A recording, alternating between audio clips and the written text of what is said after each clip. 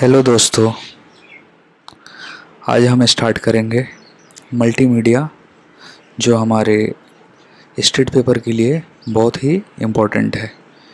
तो आज हम बेसिक देखेंगे और फिर अगले सीरीज़ में हम आगे बढ़ेंगे। चलिए तो स्टार्ट करते हैं। सबसे पहले इंट्रोडक्शन टू मल्टीमीडिया। तो पहले देखते हैं कि डेफिनेशन क्या है मल्टीमीडिया का।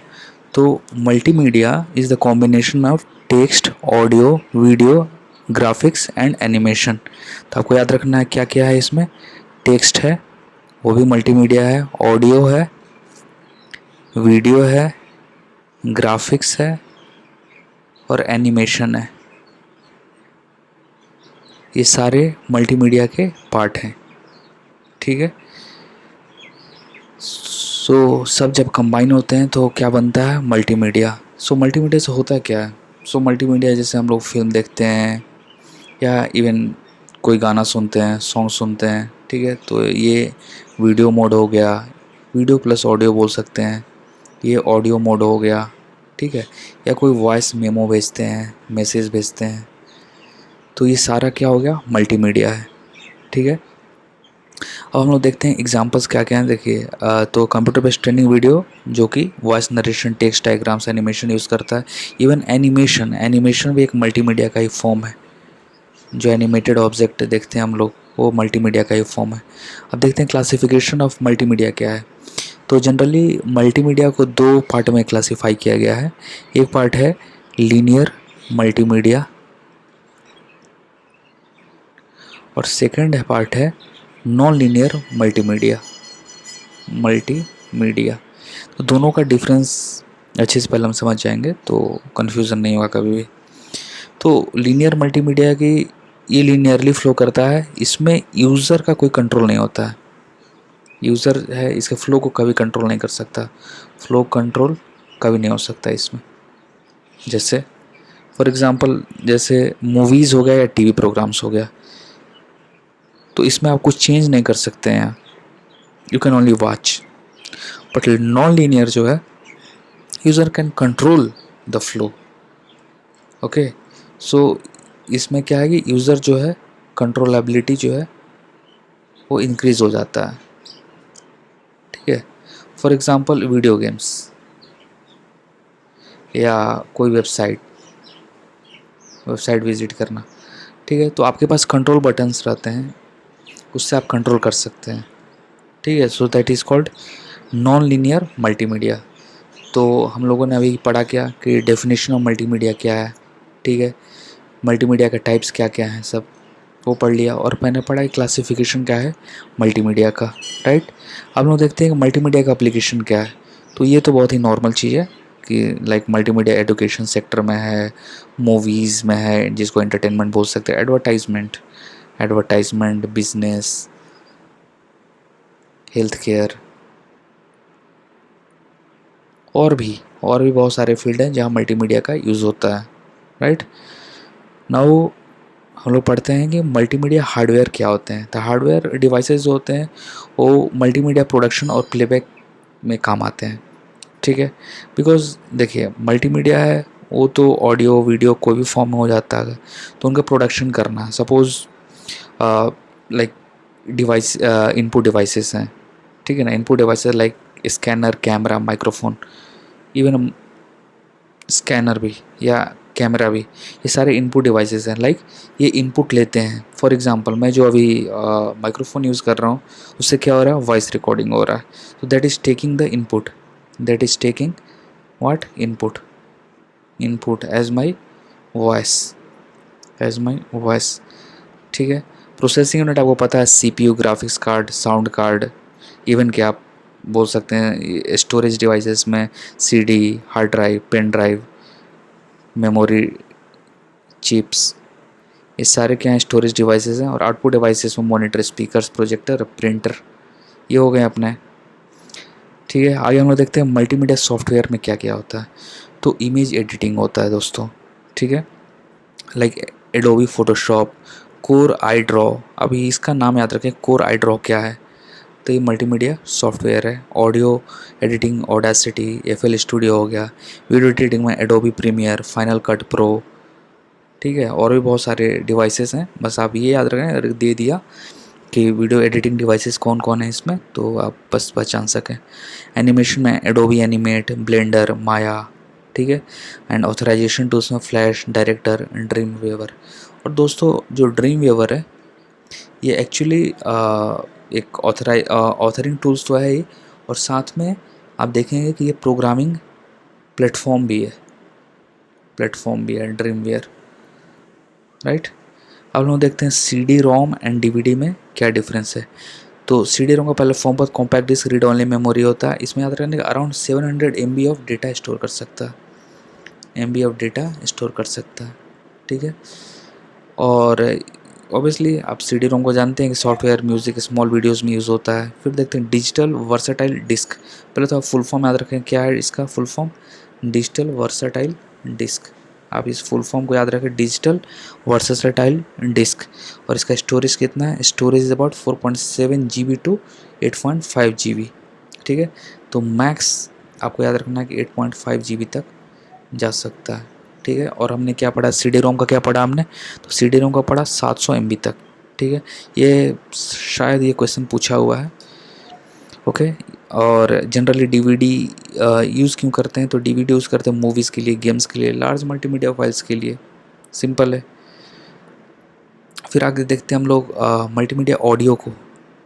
सो ऑडियो फर्स्ट की ऑडियो होता क्या है, like what is the need of audio. So audio generally होता है कनेक्ट करने के लिए, लाइक वन पर्सन दूसरे पर्सन से कनेक्ट कर सकता है, ठीक है, नरेशन के लिए, बैकग्राउंड म्यूजिक के लिए, that is for the audio, right.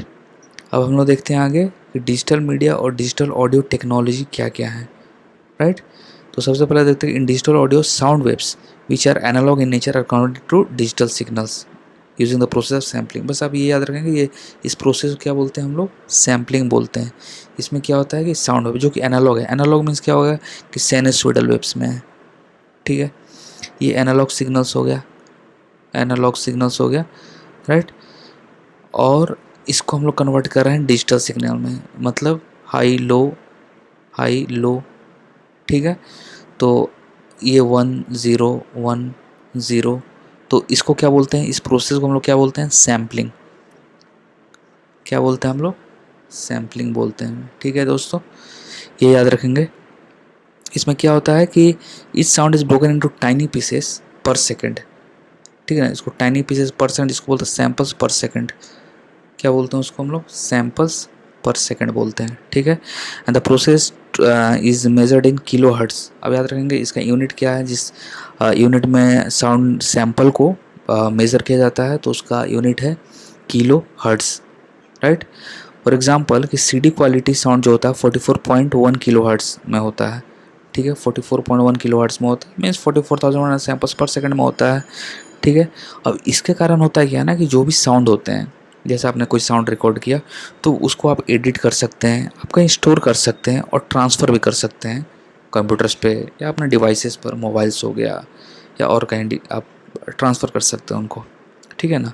और एक एग्जांपल दिया हुआ ऐसा कि when you record your voice on a mobile और कंप्यूटर तो माइक कैप्चर्स एनालॉग वेव्स, ठीक है। जैसे मैं रिकॉर्ड कर रहा हूँ तो जो मेरा माइक्रोफोन है वो एनालॉग वेव्स को, इस वेव्स को रिकॉर्ड कर रहा है, ठीक है ना। लेकिन जो पर्टिकुलर सॉफ्टवेयर यूज़ कर रहा हूँ, लाइक अगर मैं मैक यूज़ कर रहा हूँ तो वॉइस नोट यूज़ कर रहा हूँ, तो वो क्या करता है कि जो मेरा एनालॉग सिग्नल है, राइट, उसको डिजिटल सिग्नल में कन्वर्ट कर देता है, ठीक है, सिंपल।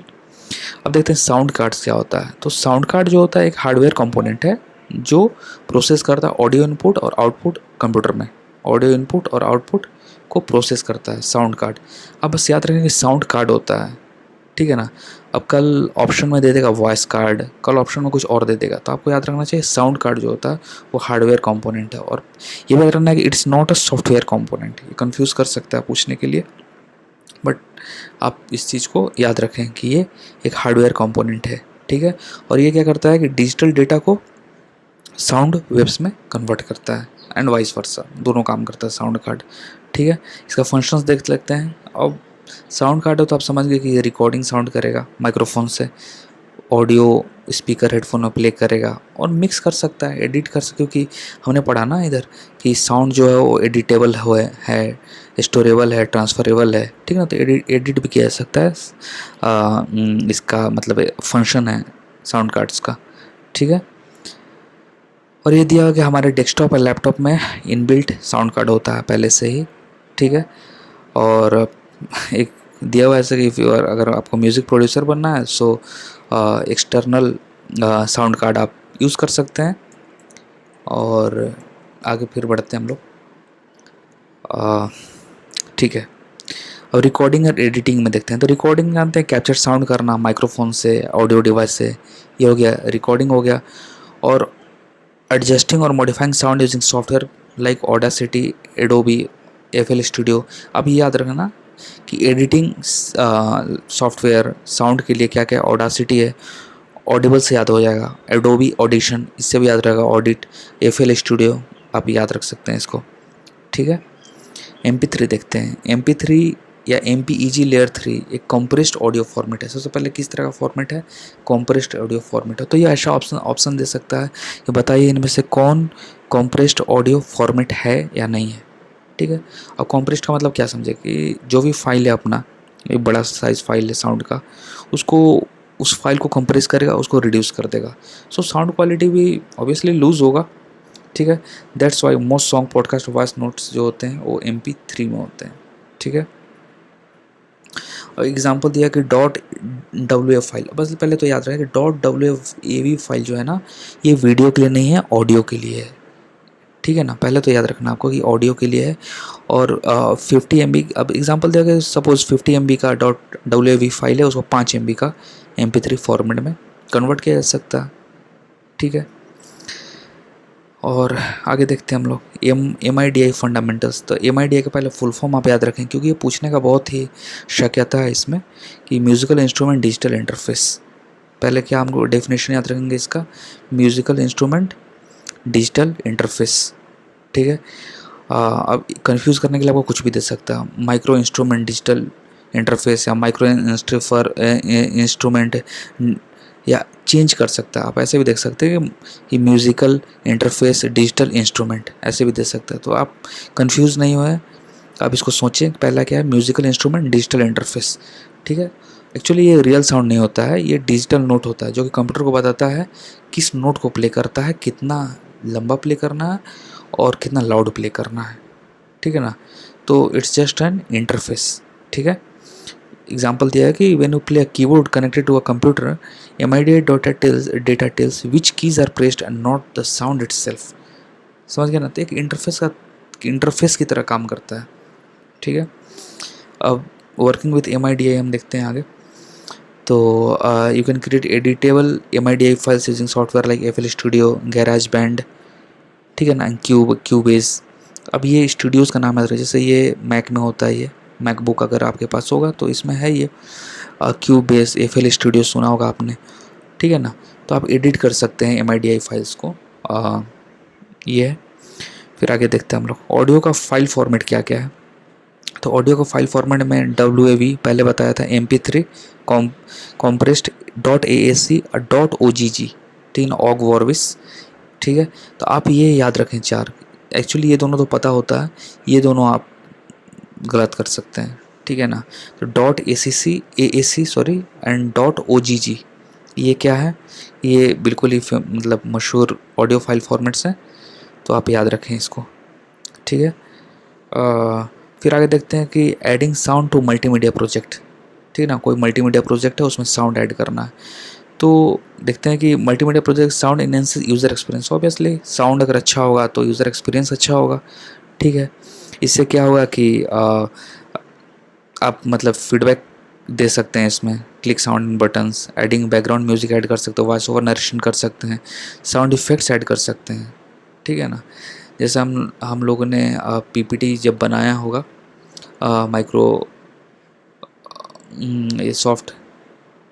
माइक्रोसॉफ्ट जो PPT बनाया होगा, तो उसमें हम लोग बैकग्राउंड म्यूज़िक ऐड कर सकते थे या कुछ साउंड इफ़ेक्ट ऐड कर सकते थे, एक्सप्लोजन, टाइपिंग, ठीक है, तो वही है, adding sound to multimedia project कर सकते हैं। फिर अगला जो टॉपिक है दोस्तों वो है मल्टीमीडिया टेक्स्ट एंड ग्राफिक्स।